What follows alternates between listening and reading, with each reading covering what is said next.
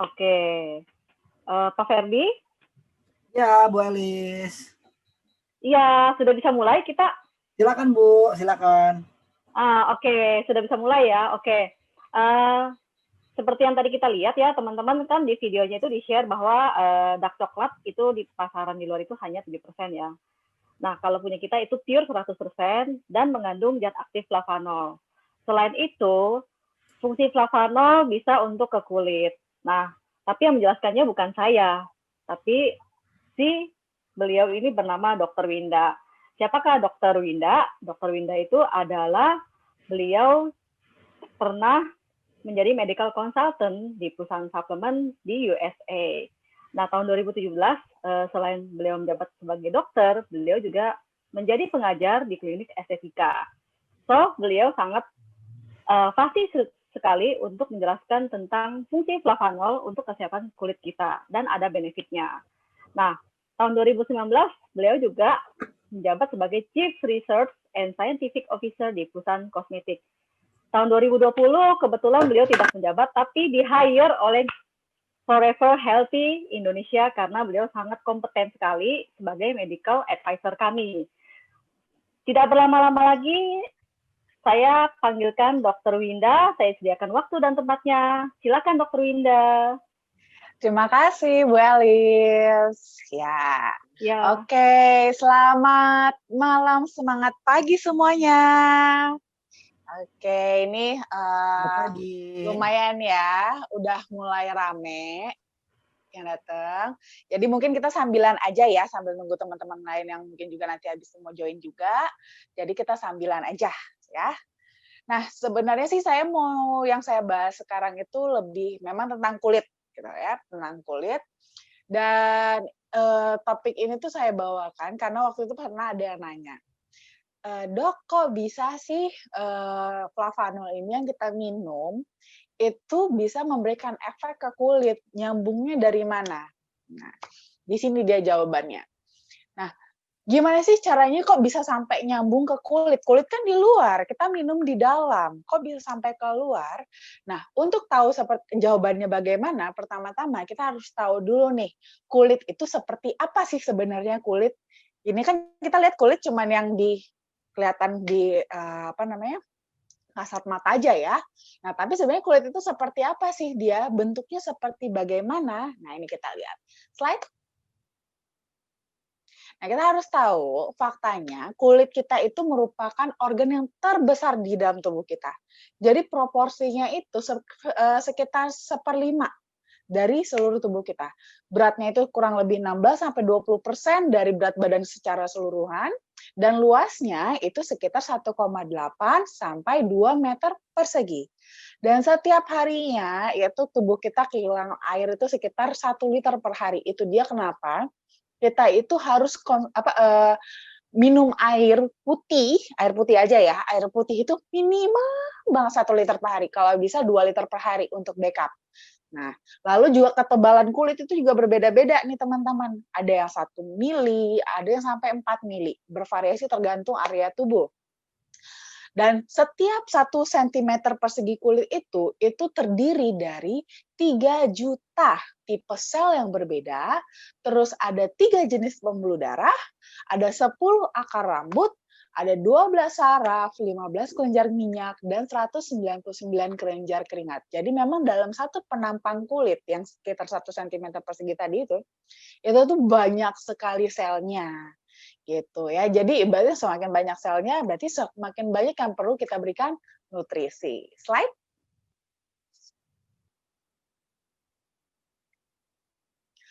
Nah, kulit itu, nah ini mungkin teman-teman bisa lihat ya di layar handphone atau di layar laptopnya masing-masing. Nah, kulit kita itu kalau kita lihat ke dalam, kita belah ke dalam, itu bentuknya seperti ini. Jadi dia tuh terdiri dari 3 lapisan. Yang paling atas itu namanya adalah lapisan epidermis, yang kedua di bawahnya itu adalah lapisan dermis, dan yang di bawahnya dari dermis itu namanya hipodermis.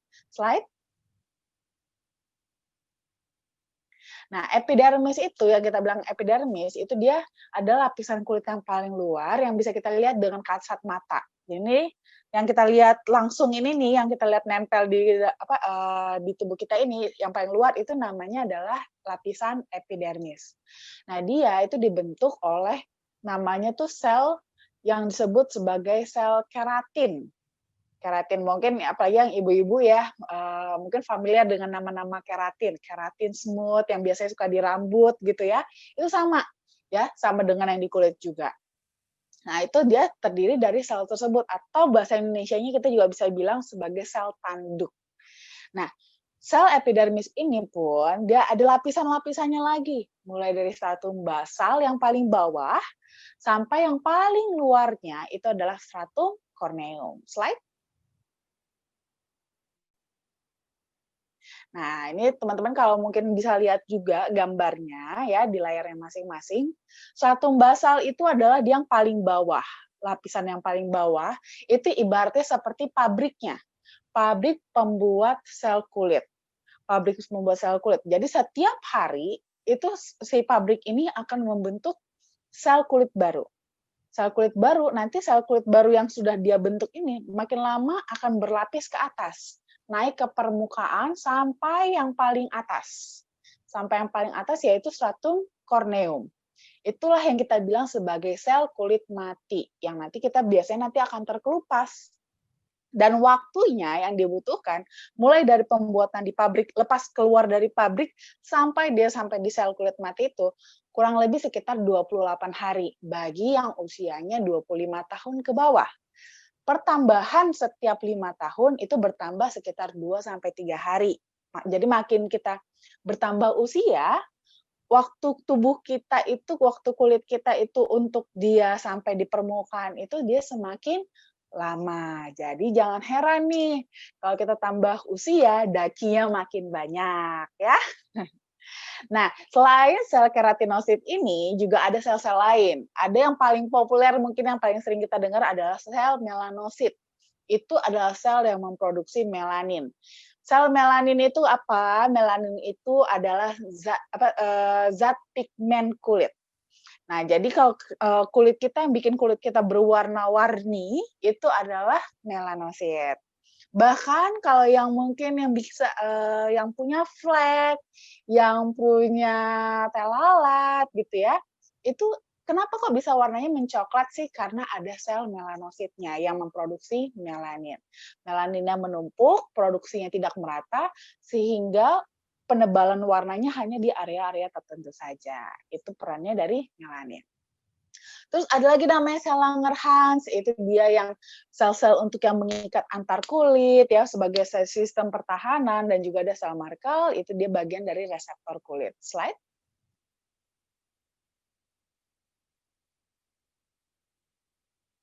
Nah, di bawahnya itu dia adalah namanya dermis. Nah, ini sebenarnya bisa dibilang sebagai lapisan kulit utama ya, bagian dermis. Nah, ini mungkin teman-teman juga bisa lihat ya, di gambarnya itu, di dermis inilah justru dia yang paling banyak sel-sel besar, sel-sel inti, yang paling berperan di dalam kulit. Seperti contoh, di sini ada namanya sel fibroblast. Sel fibroblast inilah nanti yang perannya itu sebagai pembuat dari kolagen dan elastin.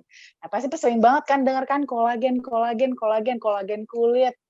Nah, itu diproduksinya oleh fibroblast ya. Jadi sebenarnya tubuh kita itu bisa memproduksi bisa memproduksi kolagennya sendiri dari si sel fibroblast ini. Cuma seiring usia, produksi kolagen yang diproduksi itu semakin lama semakin menurun. Akibatnya disitulah nanti mulai tumbuh keriput ya atau bopeng. Nah, dari situ. Lalu juga ada namanya sel mas. Nah, sel mas ini dia bagian dari sistem kekebalan tubuh. Lalu di situ ada akar rambut. Nah, jadi kalau yang pada bertanya-tanya, ini akar rambut nyantolnya di mana sih rambut kita? Nah, itu nyantolnya itu di dermis ya.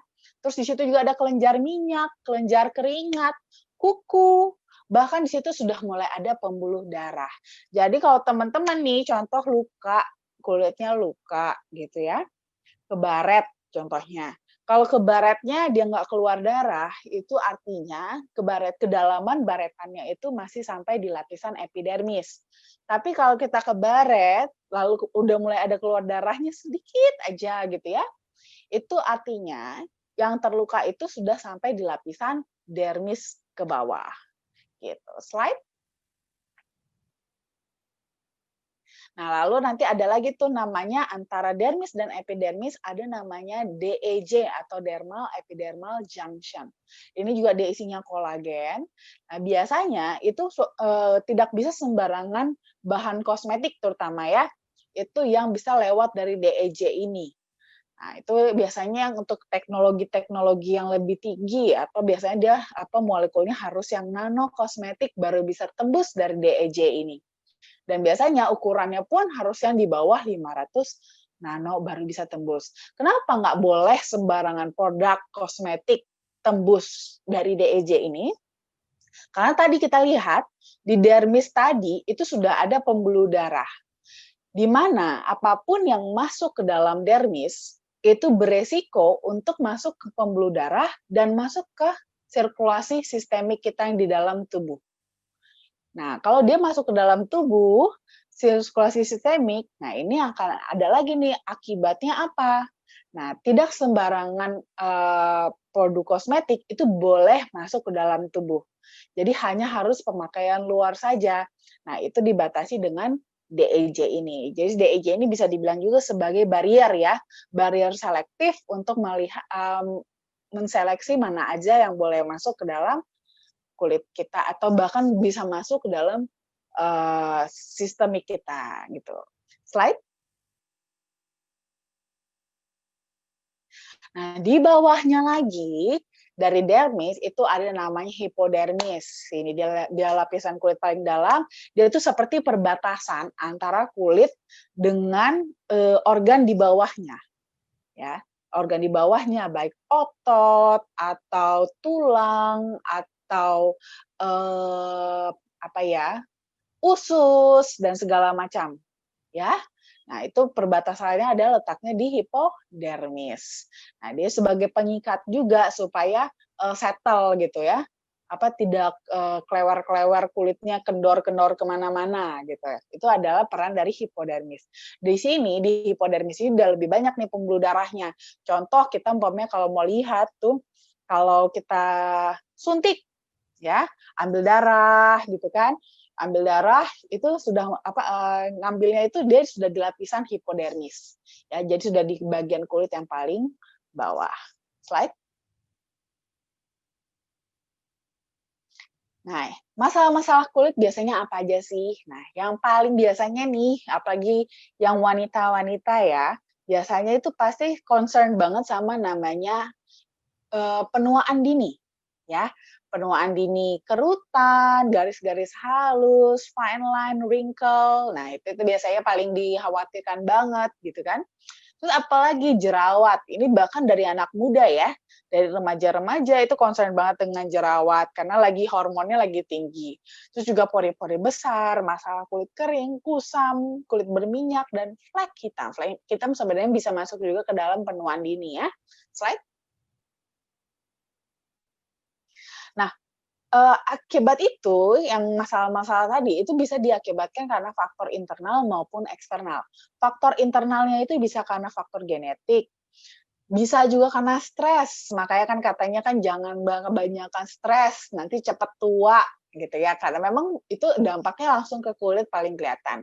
Terus masalah kesehatan, itu juga berpengaruh juga ke kulit. Jadi walaupun kita mungkin masalahnya adalah di organ internal, itu bisa berefek juga terlihat dari kulit kita. Contohnya pada pasien diabetes. Diabetes itu masalahnya ada di gula darah di dalam tubuh. Tapi dia berimpact banget ke kulit. Jadi dari kulitnya udah kelihatan kulitnya jadi kering dan kalau luka susah sembuhnya. Demikian juga dengan masalah-masalah kesehatan lainnya. Terus juga faktor daya tahan tubuh. Jadi biasanya memang yang sistem imunnya lebih rendah, biasanya kulitnya juga dia nggak begitu bagus, cenderung lebih kering, kusam, dan bersisik. Slide. Nah, faktor eksternalnya ini dia memang kita semua pasti udah tahu ya, yang bikin masalah kulit adalah sinar matahari, radikal bebas, dan kelembaban udara. Nah, ini ngaruh banget kan? Nah, kita tahu kalau kita kena sinar matahari yang sering berjemur, itu pasti akan jadi kulitnya menggelap. Nah, tadi itu akan menjadi faktor masalah juga kalau seandainya menggelapnya tidak merata, jadi flek, gitu kan. Itu kan jadi nggak cantik ya. Nah, terus juga radikal bebas sama juga. Radikal bebas itu bisa bikin flek, bisa bikin jadi jerawatan juga bisa. Lalu kelembaban udara ini juga kita sering banget, apalagi kita yang di kota ya, selalu hampir terus-terusan di ruangan ber-AC. Nah, itu juga sama, bikin kulit sangat kering dan jadi lebih rentan. Slide. Nah, flavanol ini ternyata dia itu yang terbuat dari ekstrak biji kakao yang mengandung 80% cocoa flavanol, itu cukup 5 gram aja sehari, itu bisa mencukupi kebutuhan kita sehari-hari. Slide.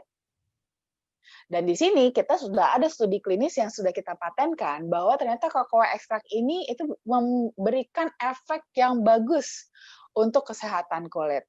Nah, dia bisa bermanfaat untuk perbaikan struktur kulit, meningkatkan elastisitas, mengurangi garis halus, dan juga meningkatkan kelembaban. Slide. Nah, kenapa bisa seperti itu? Bedanya apa dengan kita konsumsi coklat biasa?